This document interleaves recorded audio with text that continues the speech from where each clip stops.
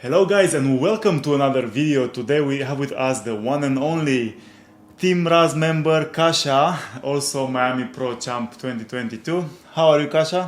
Yeah, I'm okay. So we want to share today a few crazy experiences from 2022 but also from this year. So last year we had an amazing competitional season. We did 3 competitions almost back to back. And it was actually a very good experience, but also it did quite amazing. Yeah, I mean, obviously the plan was to do just one competition, but because it went quite well. Hooked? Yeah, I got hooked. It went well. So in the end of the day, we did 3 competitions, and all of them I come back with the medals. So yeah, I was very happy. Obviously, few mistakes here and there, but yeah, it was first season. Now, as her coach, I was very happy. She did the 2 Bros Pro. She qualified then for the Pro qualifier, which was in Poland, and we had an amazing competition over there. She looked super good. A few mistakes, she was not very confident, but you know, we tried to work on that, and that's why we did Miami Pro, where she peaked and she actually did so good.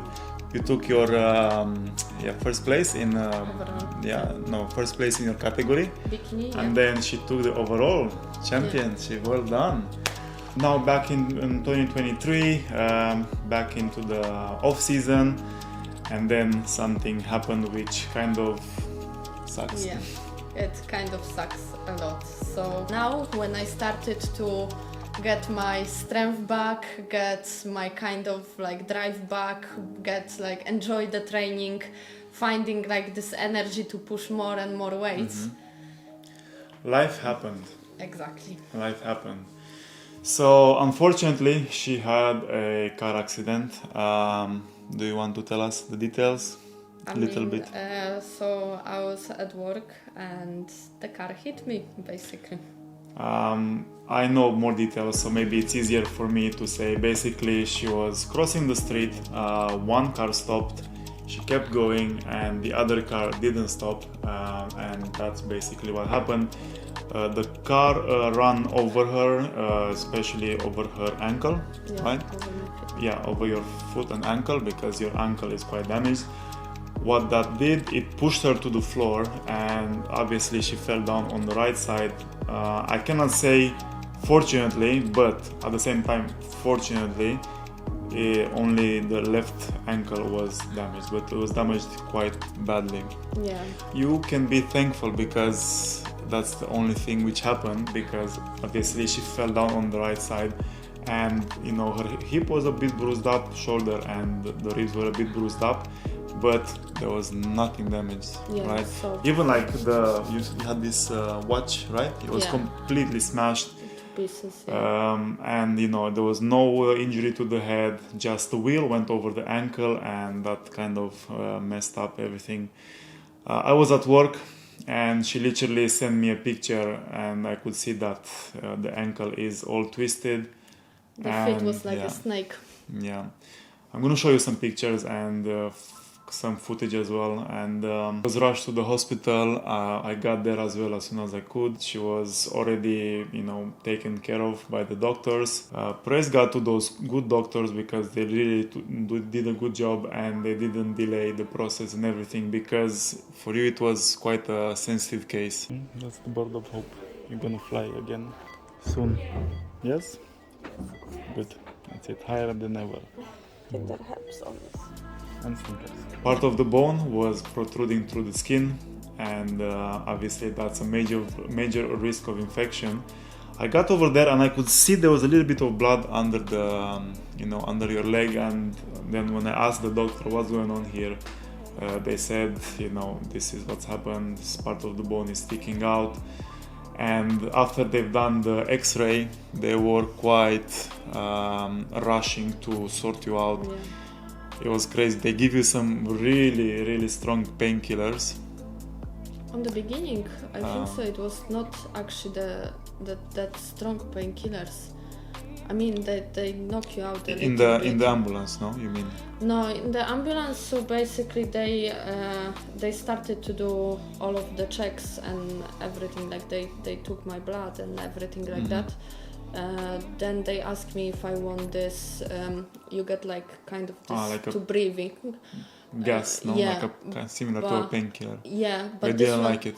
I didn't like it. I was like, they told me like if I don't want it, I don't need to use it because obviously, yeah, I was in pain, but I could deal with this kind of. Yeah, long story short, there was a high risk of the nerves being damaged and also the blood supply being cut. So, you know, another fortunate thing was that didn't happen because obviously that can lead to having no control in the future over your leg, and not to mention the tissue can just die and basically, you know, touch wood, you know, they have to amputate the leg, you know. And that unfortunately was only the beginning of the nightmare because she had to stay in the hospital. She couldn't go home otherwise. If there was no case of your bone protruding, then they said that they would send you home. They will ask you to come in 1 or 2 weeks when they have like a free spot. But because of that, the risk of infection and everything, they had to just literally keep you in the hospital. I didn't even know that. I just knew it that I had to stay in the hospital. Yeah, they put her in the cast and then they got her ready for the second day for the surgery. And because of this injury, they couldn't close up the wounds, isn't it? So they give you this scaffolding around the leg. I don't remember how is it called. It's like there is Anyway. X-frame something Yeah, it like that. looks like a scaffolding. X-frame something. Yeah, that was because, you know, the bone was exposed and they had to make sure that there is no infection going over there. I mean, they've been afraid as well because obviously before, so they told me that I'm gonna have 2 operations, which one was shocking already. Yeah. You don't really have time to think because they told me like the operation you're gonna have tomorrow. I mean, it was evening when everything was kind of sorted and they said it straight away like you're gonna have a operation tomorrow, so it's like shit. Yeah. It's not fun. And yeah, and basically that's how it went. First night was quite bad, a lot of pain and not much medication, to be honest. So I didn't sleep at all. I was just struggling all night. And yeah, the next day they took me for the operation. Yeah. And all in all, you were what, 3 weeks in the hospital? Almost 3 weeks. Yeah, 3 weeks in the hospital. They had to wait for the swelling to go down before they did the second surgery. So Kasia, tomorrow you're gonna have your surgery. You're gonna get rid of that masterpiece, if we can call it like that. Yeah. By the way, Operation Iron Woman. inside my leg. It's not just going through my leg and the spins are going inside. It's not just like... It's a true work of art. Yeah, it's not just on the top. So are you excited? Yes. No, I don't know. We'll see. Well, it needs to be done, so let's do it now. And it's time to move from the bed. Yeah, time to move forward. It was hard mentally for you, physically, pain, sleepless nights, you know, mental health took a huge plunge, the negative side. As well, after they managed to, the swelling went down, you were booked for the second surgery, and that had some, you know, complications after. You were really struggling because of the pain, and she was in some really strong painkillers. Fentanyl, that's like probably the strongest one. It's 50 times stronger than heroin and 100 times stronger than morphine. Can you imagine? I mean, there is no question about it. You know, they were working on the bone. They give you 15 screws and 2 metal plates on both bones, on the tibia and then the peroneus bone. So yeah, and now she's recovering. How is your recovery going?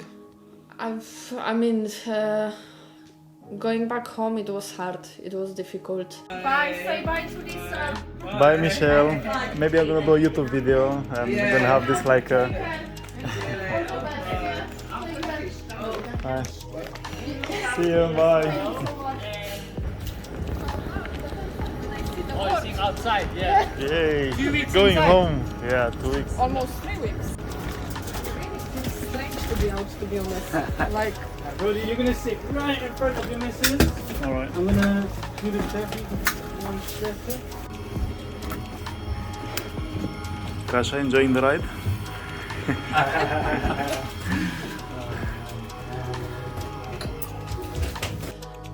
you want to, when you are in hospital, you want to get out, you want to go back home, but then then it hits you that you are not able to do the stuff for yourself, and that's physically it's difficult because you are constantly in pain. You cannot like sit as you want, you cannot like walk, you cannot do this. So everything's a struggle. Yeah. Like you can't do anything. You literally need a carer to you. Yeah. Almost 24/7 to lift you, almost to cook for you, to do this, to do that.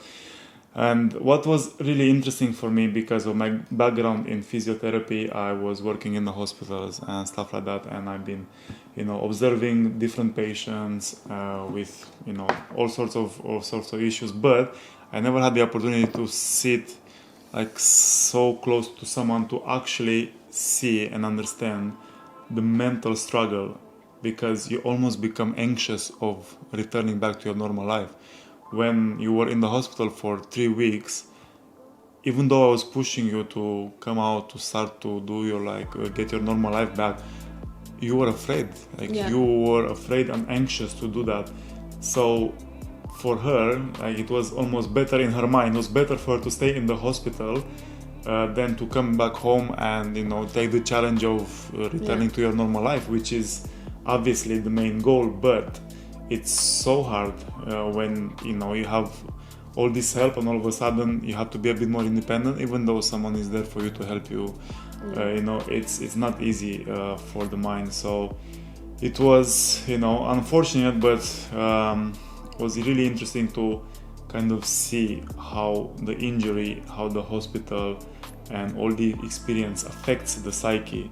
You can see that having a background in sports, it really gives you an edge. For example, when the car hit you, you fell on the right side, nothing was broken. Having that fitness, having that muscle mass, it actually protected you. How many people, they slip on some ice, on anything, they fall, and then so many things break. They break their hips, they break their ribs, they break their hands, their wrists, whatever. But even though a car hit you, the impact actually didn't do anything to you. So here's a very good thing of why you should become stronger and more muscular, because obviously you don't want to be in this situation, but God forbid something happens, your body is literally more ready to take on some of these challenges which life throws at us. Because one more time, touch wood, imagine you hit your head, you break something else, and then you can't use a hand, it's like double the pain, double the nightmare.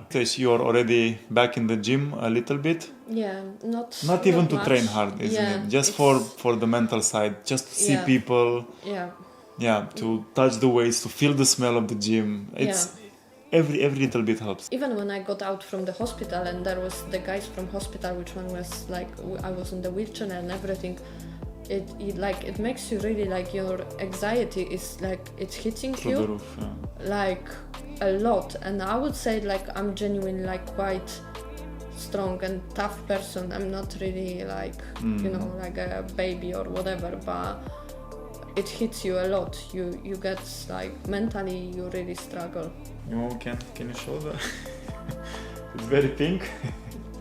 For spring. For now, and we're trying to keep Kasia positive, in high spirits and motivated. Obviously it's still hard, but she's recovering. The doctors last time were very happy with the stitches and how she's healing and how the bones are healing. she's gonna have another appointment soon, and yeah, that's where we are. What is your plan going forward? Obviously to recover and then fitness. Genuinely, I can't wait to get rid of the cast and start to kind of, because at the moment I cannot put any weight on my leg, so I'm not weight bearing, so everything I do on one leg, and this one is completely switch off, so I cannot wait to start the rehab basically, because at the moment there is no rehab, like there is not really anything I can do, maybe just resting. Yeah, maybe just something for the quads, like very simple things or this kind of stuff, but there is no weight bearing on this leg, so I know it's gonna be difficult, I know it's gonna take time, but yeah, I can't wait to start to do something, because at the moment the worst thing is that I just need to wait. Yeah, but even now, after all this time, she still gets, sharp pain in the leg. The leg still gets swollen. When she walks a little bit, it just builds up pressure. Sometimes, in the night. Now it's better, but in the night you were like waking up. You needed painkillers. Yeah, I couldn't sleep. You still take lots of painkillers. You still take some shots to make sure the blood is thin and stuff like that, so she's still on heavy medication, and she's kind of like midway basically. The worst has passed, but obviously she's still in full recovery mode, still struggling, but slowly, baby steps, you're gonna get there. Let's hope so. I have no There is no choice. other way. There's no other way. No other choice. But yeah, guys, always be grateful for what you have. If you have your health, you're already so much richer than you think. And I really appreciate all of you who sent a nice message to Kasia, who sent her all the candies and sweets, and little presents. That was very, very nice. Thank you for supporting her, and thank you for being with her in such hard moments. And yeah, we will update you along the way with her recovery, and one day we're looking Watch forward the to space. I'm coming back. looking forward to see you shine again. Yep. Alright guys, thank you so much for watching. I hope you enjoyed the video. Please like the video, subscribe for me to keep you updated with what's going on in Team Raz. And yeah, I shall see you in the next video. Ciao, ciao.